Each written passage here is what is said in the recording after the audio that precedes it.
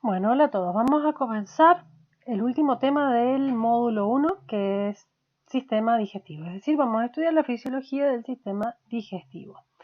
Bien, como ya saben y es costumbre, en mis clases yo siempre les muestro a qué unidad del programa pertenece cada tema que vamos a abordar en el video. Bueno, como ven, tenemos el tema 1 y el tema 2, donde hablamos de unas generalidades, de cómo está estructurado el sistema digestivo y algunas de las funciones importantes para la digestión. El profesor Gudiño lo que va a darles en sus videos es parte de las glándulas anexas, que es el hígado y el páncreas. Bien, básicamente, ¿cuál es la función del sistema digestivo? Este es un apunte mío con el que yo generalmente les doy clase, así que bueno, a veces la letra está un poco ilegible, pero bueno, yo voy a ir explicándole lo que dice en cada punto. Bueno, acá hablamos de la función. La función del sistema digestivo es hacernos llegar los nutrientes. O sea, no nos aporta directamente los nutrientes porque si no nos consumiríamos a nosotros mismos. Pero es el mecanismo por el cual, o la forma por la cual nos llegan a nosotros los nutrientes. Porque nosotros necesitamos moléculas. ¿Para qué? Para obtener energía. En química nosotros hemos estudiado que la energía está representada por la molécula de ATP, ¿sí? Y obtenemos principalmente de los hidratos de carbono. Pero también necesitamos otros elementos que son importantes para la reparación celular, un efecto plástico, es decir, las membranas celulares necesitan renovarse, muchas de las organelas también, y necesitamos los componentes esenciales para ello. Por eso no es solamente para obtener energía, sino también para reparación. Hay que tener en claro algo, que no es un sistema excretor. Los sistemas excretores son, acá dice RR porque es el renal y el respiratorio. La materia fecal no viene de un proceso metabólico, viene de un proceso de digestión. Y la digestión, como vimos en química, es un proceso premetabólico. Todo aquello que directamente nuestro cuerpo no lo va a utilizar para nada, se elimina en la materia fecal, pero no ha pasado por todos los sistemas. Solamente ha transitado por el sistema digestivo. Por eso, las heces, la materia fecal, es solamente aquello que no se absorbe. Y en el intestino nosotros tenemos bacterias que degradan gran parte de esos componentes y las células que se pueden encontrar en la materia fecal son detritos o restos, detritos significa restos, del propio intestino, del propio sistema digestivo, no solamente del intestino, también del estómago, que viene por arrastre, porque el epitelio, las células del sistema digestivo son de alta renovación, entonces muchas células van a ser eliminadas a través de las heces, como es la descamación en la superficie de la piel. También tiene una alta tasa de regeneración. Bueno, acá resaltado tenemos los procesos básicos del sistema digestivo, que son la motilidad, la secreción, la digestión y la absorción.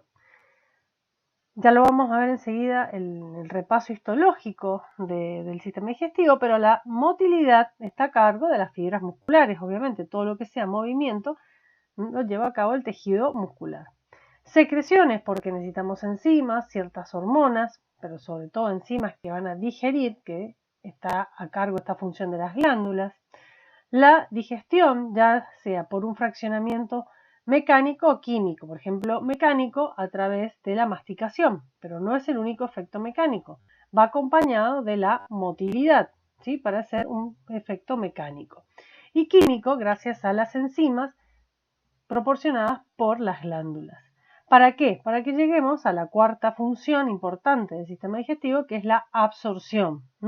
Necesitamos que estas moléculas pasen al sistema porta o al sistema enterohepático para que pueda ingresar al metabolismo. Bien, si bien esto lo referimos como aporte de nutrientes, hay que tener en cuenta que también el sistema digestivo forma parte del sistema de defensa, está directamente en contacto con el exterior, ¿sí? Entonces, todo aquello que no sea adecuado o pueda ser nocivo para nuestro cuerpo, ¿sí? Va a provocar, por ejemplo, el vómito o la diarrea, ¿por qué no? El ácido clorhídrico también es un agente defensivo. Si bien es para la digestión, también tiene un efecto digestivo. Las bacterias intestinales. Nuestra flora intestinal es muy importante también para el sistema de defensa. Bien, acá está la estructura anatómica, ¿sí? Básica, muy básica, para que sigan en un orden, que está la boca, la cavidad oral, ¿sí? Que es la vía entrada del sistema digestivo. Continúa con la faringe, que conecta con el esófago, que es una vía de comunicación y conducción. El estómago, que es como una bolsa, ¿sí? A donde comienza. Si acá dice, si bien dice punto inicial del proceso digestivo, no es tan así. En realidad la digestión comienza también en la boca. Pero bueno, algunos libros dicen que ahí inicia. No, porque en la boca también tenemos enzimas, ¿sí? En la cavidad oral, enzimas que participan en la digestión. Ya las vamos a ver más adelante. Así que bueno, esto de punto inicial del proceso de digestión es relativo, es parte. ¿Dónde se produce la gran parte de la absorción? En el intestino delgado, porque algunas cosas también se absorben en el estómago. Bueno, el intestino delgado es donde se lleva a cabo el mayor fenómeno de absorción. El intestino grueso es el punto final de la absorción. Muy pocas cosas se absorben en el intestino grueso. Así que bueno, allí todo aquello que no sirve para obtener estas moléculas para el metabolismo, para reparación, se eliminan con las heces junto con estos restos celulares en forma de detritos. Y como les dije, el profe que va a darlo el profe Gudiño, están las glándulas anexas que están constituidas por el hígado, el páncreas y algo de las glándulas salivales. O sea, las glándulas salivales forman las glándulas anexas, pero no nos vamos a centrar demasiado en detalle con las glándulas salivales. Hay que recordar que también asociada al hígado está la vesícula biliar. Bien, desde el punto de vista histológico, hay que recordar que existen capas dentro de toda la estructura del sistema digestivo, que desde la luz hacia el exterior tenemos capas, 4 capas importantes: la mucosa, submucosa, muscular y serosa o adventicia. En algunas partes tendremos adventicia y en algunas partes tendremos serosa. Bueno, recuerden que toda mucosa está constituida por un epitelio y por una lámina propia, ¿sí? También llamada corion, que es de tejido conectivo. Dividiendo la mucosa de la submucosa, separando, marcando el límite, está la muscularis mucosae, que es, traducción, la muscular de la mucosa y es músculo liso. La submucosa es tejido conectivo y ahí tenemos algo muy importante. Tenemos los vasos sanguíneos y linfáticos. Si nosotros tenemos que absorber los nutrientes, ¿sí? O las moléculas en general, necesitamos vasos sanguíneos que tomen eso que se ha absorbido. Hay glándulas que liberan estas secreciones para hacer esos 4 fenómenos que nombré al principio. Y tenemos parte del sistema nervioso representado por el plexo de Meissner. El plexo de Meissner pertenece al sistema nervioso entérico. Después tenemos una buena estructura muscular, obviamente de músculo liso, ¿sí? Que a lo largo del sistema digestivo tenemos una circular que es interna, que rodea todo a lo largo del tubo digestivo, y una longitudinal que está externa. Entre medio de las dos capas musculares, recuerden que hay un plexo, que es el plexo de Auerbach, que pertenece al sistema mioentérico. Entonces tenemos 2 plexos nerviosos que ya vamos a ver cuál es la función de ellas y por quiénes está inervado. Bueno, si bien ya sabemos sistema nervioso entérico y sistema nervioso entérico, vamos a ver más en detalle cómo es el efecto. Y tenemos las capas de serosa y adventicia, que tienen que saber la diferencia entre una adventicia y una serosa. Una adventicia, recuerden que es solamente tejido conectivo, y una serosa es tejido conectivo acompañado de una capa de epitelio. Bueno, el peritoneo es una serosa, justamente. que es lo que recubre la cavidad abdominal. Bueno, la regulación está regulada por el sistema nervioso entérico y el sistema nervioso autónomo. Bien, ¿qué es la digestión? ¿Sí? Esto algo vimos en química, que es el conjunto de mecanismos de degradación de transferencia de los alimentos, la transformación de alimentos en moléculas de menor peso molecular. O sea, vamos de moléculas grandes a moléculas pequeñas, ¿sí? ¿Por qué? Porque es mucho más fácil para absorberse, ¿sí? Y para eso tenemos en cuenta que hay enzimas, por eso es un proceso enzimático. ¿Dónde se encuentran o dónde se secretan estas enzimas? Empezamos desde la boca, por eso no podemos decir que el estómago es el punto de inicio de la digestión, porque hay en la saliva enzimas, por ejemplo, la milasa salival. El jugo gástrico no es solamente ácido clorhídrico, también hay proteínas, enzimas que degradan proteínas, ¿sí? Recuerden que las enzimas son proteínas, y el jugo pancreático, que también tiene gran parte de enzimas de la digestión. Bueno, esta digestión, como dijimos al principio, es un proceso mecánico, son los movimientos a lo largo, si bien son movimientos intestinales, esto quise poner movimientos intestinales, es a lo largo de todo el sistema digestivo. Y proceso químico porque participan enzimas, ¿sí? Que son los catalizadores biológicos. Bien. Y la absorción, que es el segundo mecanismo que ocurre principalmente en el intestino delgado y muy poco en el intestino grueso, es el mecanismo de pasaje de moléculas de menor peso molecular a través de las paredes intestinales a la sangre, a través del sistema aporte enterohepático a la circulación sistémica. O sea, si bien acá está resaltado que en el intestino delgado se produce la mayor absorción, en el estómago también ocurre absorción, por ejemplo, el alcohol. El alcohol, cuando tomamos una bebida se absorbe a través del estómago. Agua y sales lo hacen en el intestino grueso. Acá lo que está entre corchetes es el sistema enterohepático, que es el que está representado aquí, que es donde pasa primero todos estos nutrientes para pasar a la circulación general. Bueno, ¿cómo está formada la superficie de absorción? Acá nosotros tenemos un esquemita de cómo están las vellosidades intestinales, ¿sí? Las vellosidades son pliegues de la mucosa, que es mucosa y parte de la mucosa, que se extienden hacia la luz, ¿sí? Que tienen en cada una de estas curvaturas, en toda la superficie, tiene las células entéricas, los enterocitos. Recuerden que los enterocitos tienen microvellosidades. Las microvellosidades serían estos pelitos que se ven acá, y la vellosidad sería como estos dedos que están acá esquematizados. Entonces, si yo tuviera que estirar toda esta superficie, sería mucho mayor, ¿sí? que si estuvieran planas, ¿sí? Estas son las veces que elevan la superficie. Es decir, las vellosidades extienden la superficie por 30 y las microvellosidades por 1000. La superficie que tiene el intestino, si nosotros lo pudiéramos estudiar. Imaginen que el intestino es como una prenda arrugada, muy arrugada. Si la tuviéramos que extender, la prenda sería mucho más grande, planchada, que arrugada.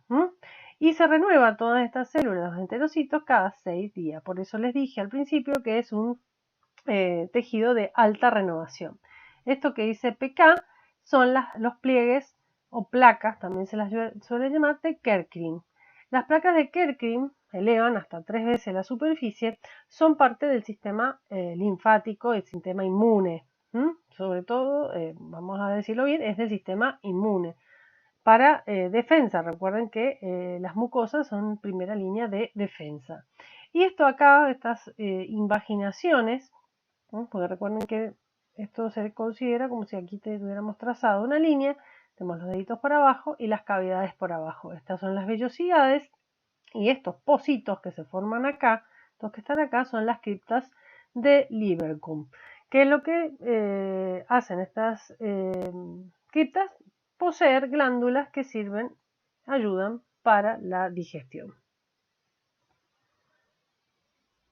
Bien. Acá comenzamos un poco a lo que es la digestión y absorción de glúcidos, ¿sí? Los glúcidos son los que proporcionan energía. Bueno, ¿cómo los recibimos a estos glúcidos? Sí, como almidones, como disacáridos, también celulosa, en la parte de polisacáridos. Recuerden que la celulosa es un polisacárido cuyo enlace no puede ser degradado en nuestro cuerpo. Por lo tanto, esa celulosa forma parte de la fibra dietaria. Y el almidón es un polisacárido que sí podemos digerir y de ellos obtenemos glucosa. Bueno, los disacáridos, la sacarosa y la lactosa. La sacarosa, el azúcar de la leche, y la lactosa, el azúcar de la leche. Después de frutas y otros vegetales, verduras, obtenemos glucosa, fructosa y glucógeno, que ¿de dónde va a venir? Este glucógeno, que no está dentro de los monosacáridos, sino que es un polisacárido, lo obtenemos de las carnes, es decir, de los alimentos de origen animal. Porque recuerden que el glucógeno es como el almidón para las plantas, pero este es en los animales. Bien, con respecto a las enzimas que degradan los hidratos de carbono, hay un montón, hay muchas. La tialina es una de ellas, que también se llama amilasa salival, que es mucho más poderosa que la amilasa pancreática. ¿Por qué? Por el tiempo que permanece los alimentos ricos en hidratos de carbono en la boca. A veces alguno ni siquiera mastica, traga directamente. Entonces le tengo que dar tiempo a la amilasa a actuar, por lo menos mientras vaya bajando por el esófago. Bueno, y después tenemos oligosacaridasas, ¿sí? Maltasa, lactasa, sacarasa, isomaltasa, dextrinasa. Recuerden que todas las enzimas terminan en asa. Y eso proporciona como producto final glucosa, galactosa y fructosa, que son monosacáridos. ¿De dónde vamos a obtener energía nosotros? De la glucosa. Esto después se tiene que transformar en glucosa.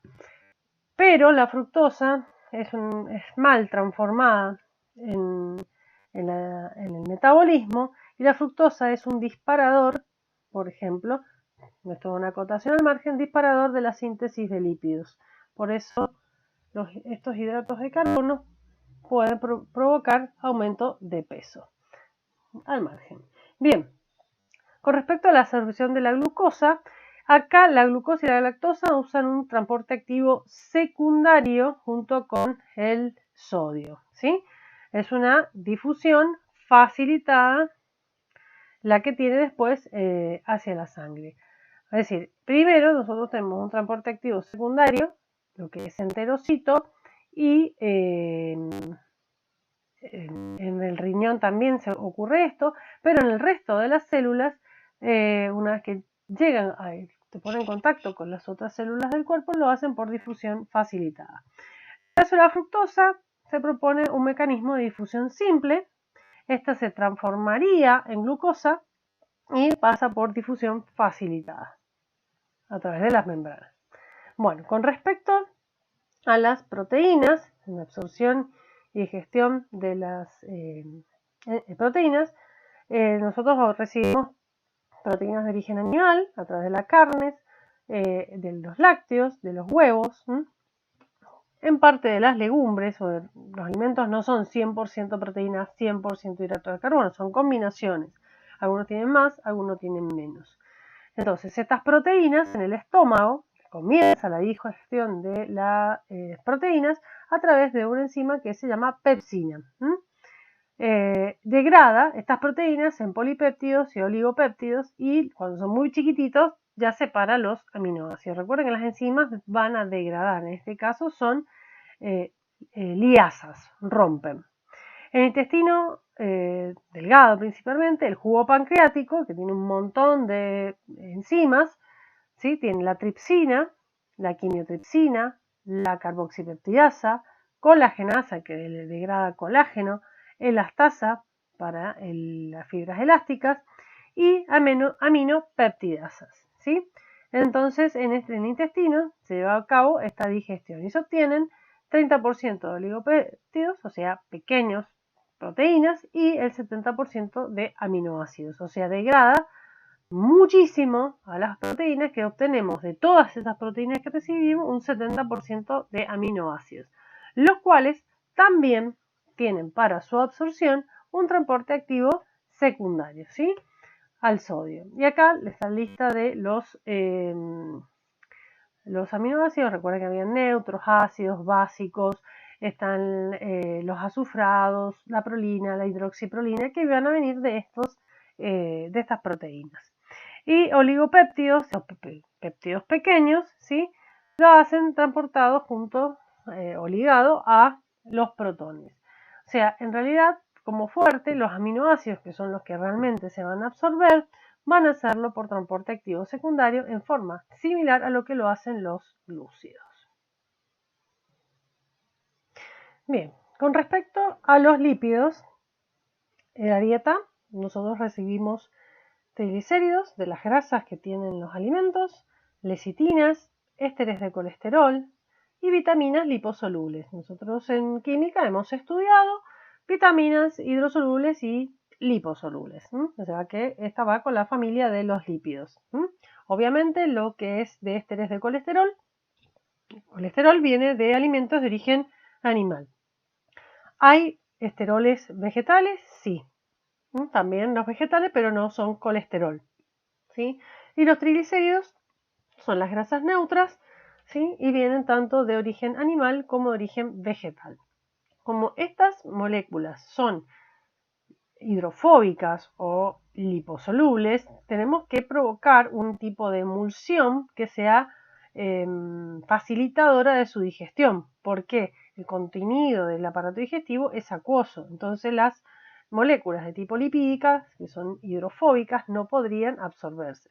Entonces existen las sales biliares, que son derivadas del colesterol, pero son sales, forman micelas. Las micelas son como una cubierta, ¿sí? En la cual la bilis es muy importante para esto, que facilita la absorción de grasa. Por eso la vesícula biliar, cuando comemos alimentos muy ricos en grasa secreta mucha cantidad de bilis, porque ayuda a formar estas micelas, ¿sí? Y la gente que tiene poco jugo biliar o secreción biliar tiene una intolerancia o le caen mal las grasas, ¿sí? Por esta razón. Bueno, entonces necesitamos que se formen estas micelas para que actúen las enzimas y puedan solubilizarse, ¿sí? Dentro del tubo digestivo. Recuerden que en la sangre, en el sistema porta, como en el sistema de la circulación general, tenemos las lipoproteínas, las que se ocupan del transporte. En este caso, no hay lipoproteínas en la luz intestinal, pero sí están las sales biliares, que provocan las micelas que ayudan a que sostengan a los lípidos y ahí puedan actuar las enzimas. En intestino tenemos la lipasa pancreática, que degrada los triglicéridos en monoglicéridos y ácidos grasos, 2 moléculas de ácido graso. Hay una lipasa gástrica, pero bueno, esta no es tan, no es que no sea importante, pero no tiene tanta actividad como tiene la lipasa pancreática. En realidad, esta lipasa gástrica actúa sobre aquellos triacilglicéridos que tengan ácidos grasos de cadena corta. Recuerden que los ácidos grasos eran ácidos orgánicos de cadenas variables, habían pequeñas, medianas y largas. Bueno, solamente aquellos que traen ácidos grasos pequeños son degradados por la lipasa gástrica. Después tenemos fosfolipasas que degradan la licitina, que esta la estudiamos en lípidos, también liberando ácidos grasos, y la colesterol esteridolasa, que rompe los ésteres de colesterol, dejando el colesterol libre y los ácidos grasos. Como pueden ver, el factor dominante acá es el ácido graso. Los ácidos grasos se absorben a través de la membrana plasmática de los enterocitos, y el colesterol y los triglicéridos, como se dice, algunos postulan que se absorben directamente a través de la bicapa, o algunos necesitan algunas moléculas transportadoras a través de la membrana. Actualmente hay estudios que revelan que hay algunas proteínas que ayudan a pasar a las moléculas de triglicéridos, mejor dicho, monoglicéridos y colesterol, formando estas micelas para absorberse. Bueno, en el enterocito, la célula principal del intestino, a través de ella difunden las micelas, dejan los lípidos adentro y por vía retrógrada vuelven por más lípidos. O sea que se reciclan básicamente estas micelas. Las sales biliares ayudan a traer más lípidos. Bien.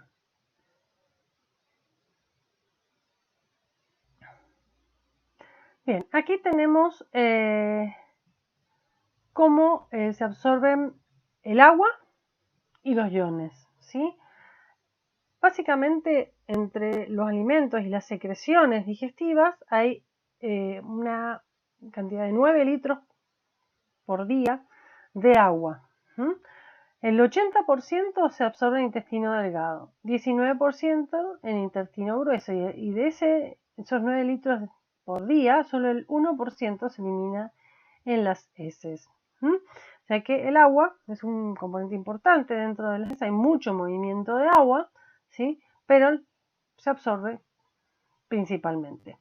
Después tenemos, antes que me olvide, el agua puede atravesar las paredes de la célula por un mecanismo transcelular o entre las uniones, o sea, entre las medianeras de las células, también se puede mover agua.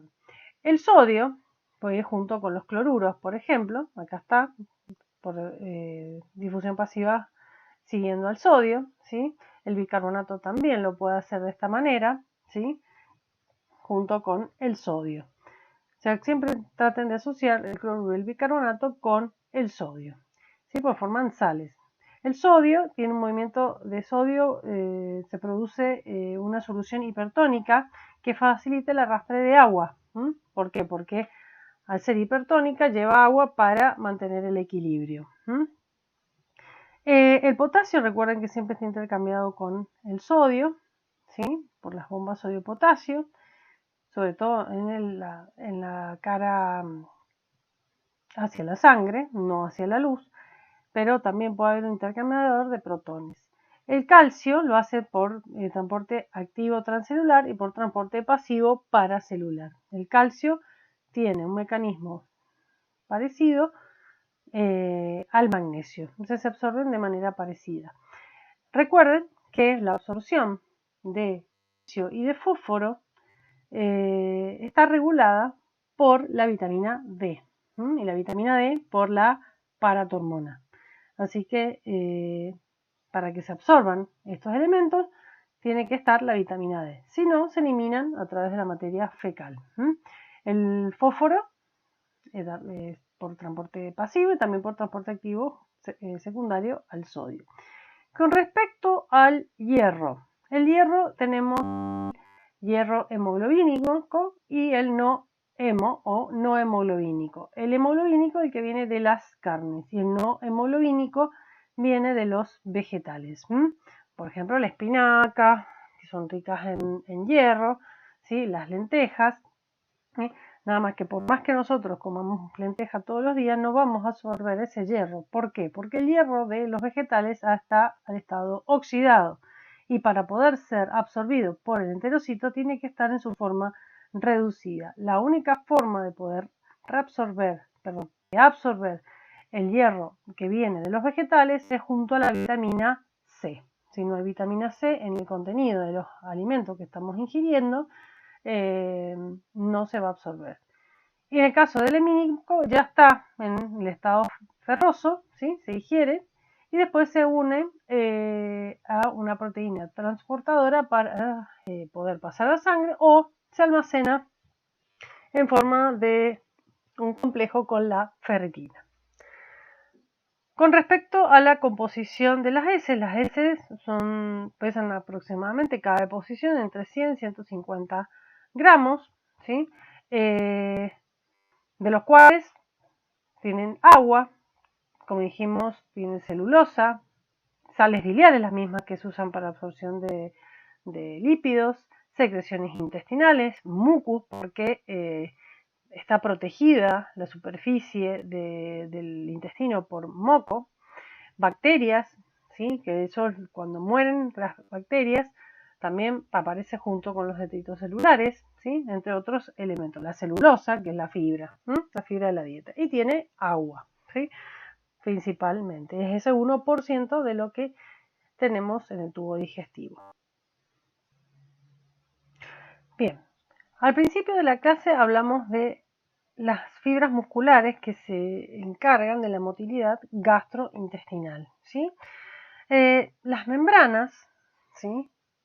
Sufren, de estas células, sufren excitación.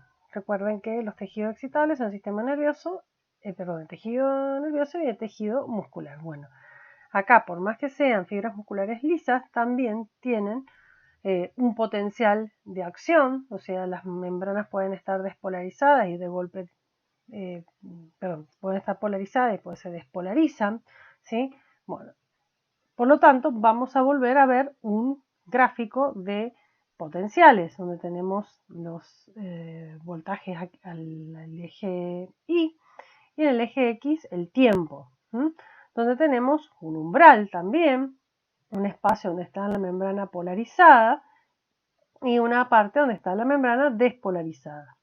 Si los perfiles no son iguales a los que vimos en tejido nervioso o en la parte de regulación motora, sí el concepto de polarizada, despolarizada se conserva.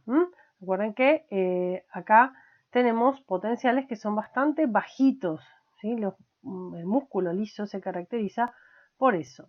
Entonces, tipos de actividad eléctrica tenemos en dos. Tenemos una parte basal o de ondas lentas, que serían estas que están aquí abajo, ¿sí?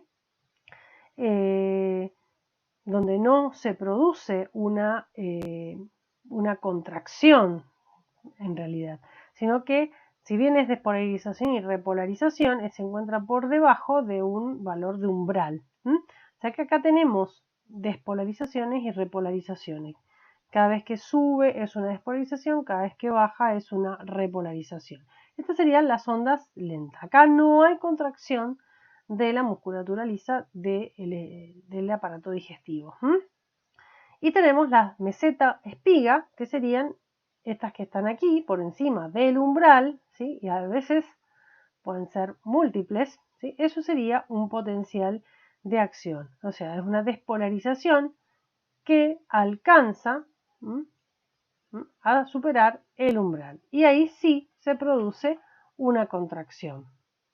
Acá lo que vemos es la relación tensión-tiempo del músculo. Acá aumenta la tensión, por eso se hace de pico que se enfucsia, y acá tenemos otro un poquito más bajo, pero estos picos es lo que se traduce como una contracción. Es decir, nosotros podemos tener estas ondas basales, ¿sí? Que están aquí bajo el umbral y vemos que la línea de músculo está plana, es decir, que acá el músculo no se contrae.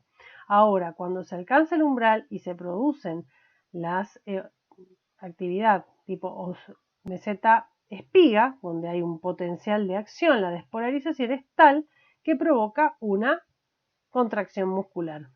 Acá estos potenciales son más suaves, entonces la contracción es más ligera. Importante el calcio para la contracción. Y nosotros acá tenemos que la distensión, la acetilcolina, ¿sí? Del sistema parasimpático, son los que estimulan esta despolarización. Por eso vamos a ver que el sistema nervioso autónomo parasimpático es estimulante y el simpático es inhibidor. La distensión se refiere a la presencia del bolo alimenticio, del quimo, kilo, que ya vamos a ver en cada parte se llama diferente. La llegada de la masa hace que se produzca estos potenciales de acción que llevan a la contracción, ¿sí? O sea que nosotros siempre tenemos, a nivel de nuestro sistema digestivo, tenemos ondas basales, ¿sí? Lentas, ¿sí? Cuando llega el alimento que se está procesando o si no una descarga de acetilcolina, se producen estos potenciales de acción que llevan a la contracción del músculo. Bueno, recién yo les hablaba del plexo de Meissner y el plexo de Auerbach. Entonces, ¿dónde están? Acá están representadas esófago, estómago, intestino y colon. Y acá en el Auerbach, sobre todo, destaca al intestino delgado, ¿sí? Y responde, en el caso del el plexo de Meissner, responde el sistema nervioso periférico, parasimpático, y el plexo de Auerbach a sistema nervioso autónomo simpático y parasimpático. Bueno, el de Meissner es responsable sobre todo de las secreciones. Recordemos que el plexo de Meissner está en la submucosa, ahí en contacto cerca de la mucularis mucosae, mientras que del Auerbach está entre las capas circulares y longitudinales, es decir, que se ocupa de los movimientos peristálticos y antiperistálticos que tiene el intestino. Acá, algo que ya mencioné acá con la CTH, el sistema nervioso autónomo simpático es un inhibidor del sistema digestivo y el sistema nervioso autónomo parasimpático es un estimulante. Recuerden que todo el sistema digestivo está inervado por el sistema nervioso entérico y mioentérico, ¿sí? Para generar estas contracciones musculares y que se provoquen los movimientos. Bien, ¿cuál es la función en sí de tanto lío de ondas, de inervación? Bueno, que sea, o se ocupe el transporte de alimentos, la fragmentación y el mezclado. Es como si fuera una gran procesadora. La motilidad provoca eso, ¿sí? Si no movemos la procesadora, no se va a moler los alimentos ni van a estar en contacto con todos los ingredientes que tienen. Entonces, las funciones motoras es transporte de alimentos, fragmentación y mezclado. ¿Cómo son este tipo de movimientos? Unos son peristálticos, que es propulsión, que significa propulsión, que sean de adelante hacia, o sea, que sean anterógrados, que vayan, por ejemplo, desde la boca hasta el intestino. Eso es propulsión, va hacia adelante siempre. Eso es movimientos peristálticos y están a cargo de las fibras longitudinales, musculares longitudinales. Y están los de segmentación, que lo que hacen es mezclar, ¿sí? Son más débiles que los peristálticos, pero lo que permiten es que lo que se está transportando a lo largo del tubo digestivo se empiece a mezclar. Por eso es como una procesadora donde además de molerse, fragmentarse, también se mezcla con otras cosas. ¿Con qué se va a mezclar en este caso? Se va a mezclar con enzimas. Bien. Vamos al fenómeno de la masticación. Bueno, cuando nosotros masticamos, lo que tenemos es el bolo alimenticio. O sea, en la boca se produce la masticación. La masticación es un proceso voluntario y en parte involuntario, ¿sí? Automático. Entonces, cuando nosotros comemos, se forma el bolo alimenticio. La función es la fragmentación mecánica a través de la dentadura y el mezclado de enzima con la saliva por medio de la lengua, ¿sí? Porque la lengua es ricamente muscular, ¿sí? Y nos ayuda también el movimiento de la cavidad bucal con los músculos de la masticación. La dentadura está formada por los incisivos y los caninos que provocan el corte de los alimentos y los premolares y molares lo que hacen es el triturado, ¿sí? O la molienda de lo que estamos comiendo, ¿sí? Acá están los músculos de la cara, acetero, temporal, que lo que hacen es hacer el corte triturado mezclado para que podamos pasar ya al esófago, ¿sí? El proceso, la parte involuntaria, está a cargo de los centros de masticación que están en el tronco encefálico. Entonces, cuando llega el alimento, cuando se incorpora el alimento, hace presión en la cavidad oral. Esto estimula al tronco encefálico, donde están los centros de masticación, y gracias a eso se produce la diglución, o sea, tragamos. Y en esto participan también los pares craneales, el 5, el 7, el 9, el 10 y el 12, para que podamos tragar. Bien, la deglución básicamente es el fenómeno en el cual pasa de la boca, este bolo alimenticio, atraviesa la faringe para atravesar todo a lo largo del esófago, que ahí no ocurre nada, no hay ningún proceso, sigue en realidad actuando las enzimas de la boca hasta llegar al estómago, o sea que hasta ahí se llama bolo alimenticio. Es un proceso reflejo voluntario a involuntario, porque, a ver, tragamos, ¿sí? ¿Sí? Y a partir de ahí no podemos controlar lo que pase a través de la faringe y al esófago. Nosotros tenemos en el bulbo raquídeo el centro de la deglución, así como tenemos el de la masticación, acá tenemos el de la deglución. Acá vienen tres fases que en realidad se repiten en todo el aparato digestivo. A partir de acá, una vez que pasa el tubo, tenemos todas estas fases que participan en todo el proceso de transporte de los alimentos que van a ser digeridos y la digestión. Entonces tenemos fases. La fase bucal, que es voluntaria, ¿sí? Anterior, posterior del... Es decir, que lleva de la boca hacia el esófago, la faringea, de faringe hacia el esófago, esofágica, de esófago a estómago. Vemos que la primera fase es voluntaria, en la faringe tiene una parte voluntaria y otra involuntaria, y ya directamente cuando ingresa al esófago es involuntaria. Y vemos que el nervio vago inerva y regula la fase faringea y la esofágica. Bien, esta fase faringea provoca el cierre de la tráquea, ¿sí? Por contracción de la glotis, para evitar que parte del alimento pase a las vías respiratorias. Por eso se produce la apnea de la deglución, es decir, que cuando nosotros tragamos no podemos aspirar. Apertura del esófago, en realidad no es que exista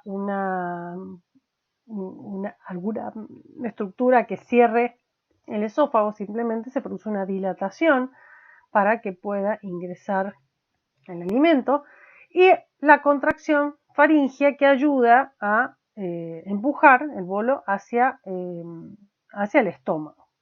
Bueno, y después tenemos la esofágica, que es la del esófago hacia el estómago, que acá lo que tenemos es la relajación del esfínter del esofágico superior, que no es un esfínter como el que tiene como es el píloro en el caso del estómago, la contracción peristáltica primaria, relajación del esfínter exofágico inferior, que es en contacto con el estómago, y las contracciones peristálticas secundarias para que todo el bolo alimenticio pase al estómago.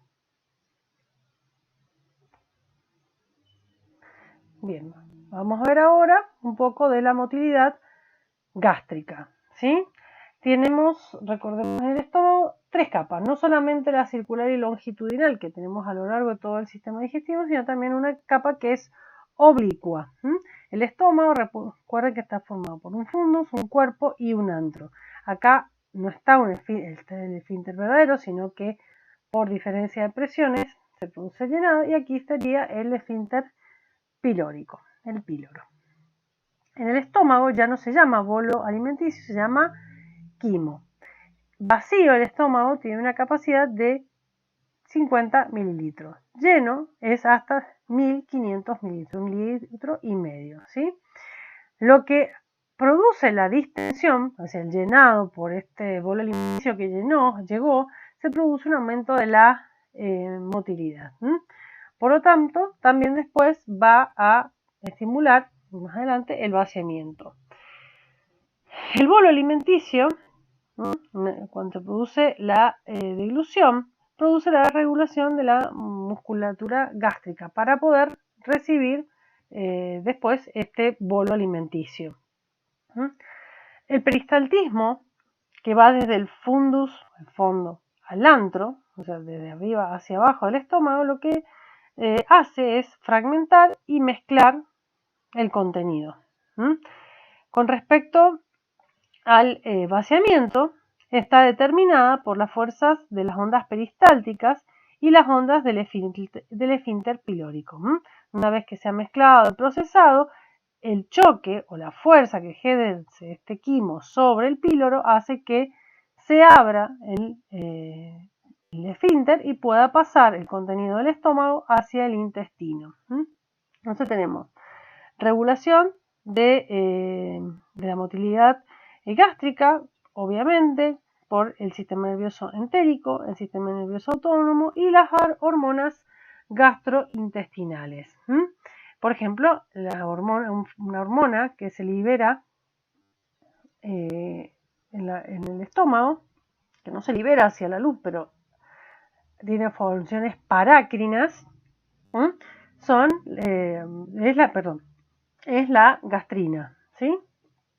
Pero nosotros tenemos también factores que influyen sobre la mucosa gástrica que no son propias del estómago, sino que vienen de otros puntos, principalmente del intestino, del duodeno. Por ejemplo, el PIG, que es el péptido inhibidor gástrico, la CCQ, que es la colecistoquinina, la sequetina.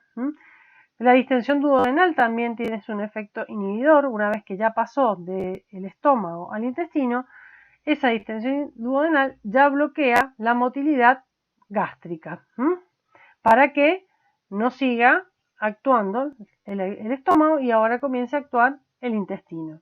Y, por ejemplo, la sequetina inhibe a una hormona que produce el estómago, que es la gastrina. La gastrina tiene como función, una de las funciones, liberar el ácido clorhídrico, junto con otras moléculas que también participan. Bueno, una vez que el quimo pasa al intestino, ya se llama quilo, ¿sí? Y es donde se lleva a cabo la digestión y la absorción, ¿sí? A las 4 o 6 horas, ¿sí? Tipo de motilidad, segmentación, peristantismo y el vaciamiento, ¿sí? Recuerden que los movimientos segmentarios son de mezclado y los peristálticos son de avance.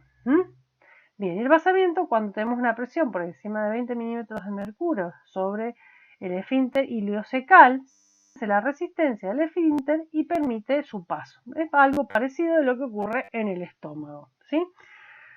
¿Por qué está regulado? Bien, tenemos varios reflejos. Obviamente el sistema nervioso autónomo parasimpático es estimulatorio, pero también hay otros reflejos.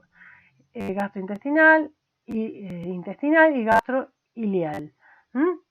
Que esto hace que el bolo alimenticio en el estómago haga el reflejo de regular una motilidad, el quimo en el intestino o en el estómago estimula también al ilio. Cuando nosotros estamos comiendo, también comienza el movimiento a nivel intestinal, porque se prepara para el ingreso del quilo.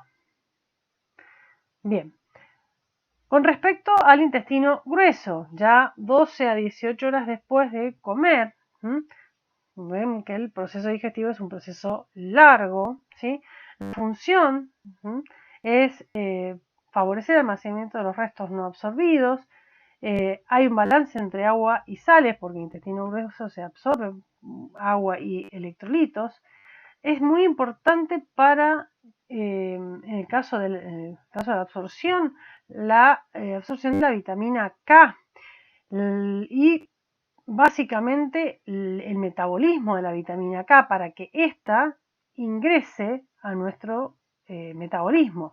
¿Y quiénes son las que procesan esta vitamina K? Las bacterias intestinales. Sin las bacterias intestinales la vitamina K no se puede absorber. También tipo de motilidad tenemos segmentación y movimientos de masa, que es cuando ya es lo último que nosotros no podemos procesar más, lo que ya vamos a eliminar por las heces. Y bueno, el vaciamiento, que es el reflejo de defecación, ¿qué pasa? Cuando hay acumulación, ¿sí? Hace presión sobre las paredes y provoca el reflejo, ¿sí? Algo parecido que ocurre desde el pasaje del estómago al intestino y del intestino al colon, ¿sí? Esto en la última porción del intestino grueso provoca el reflejo de defecación.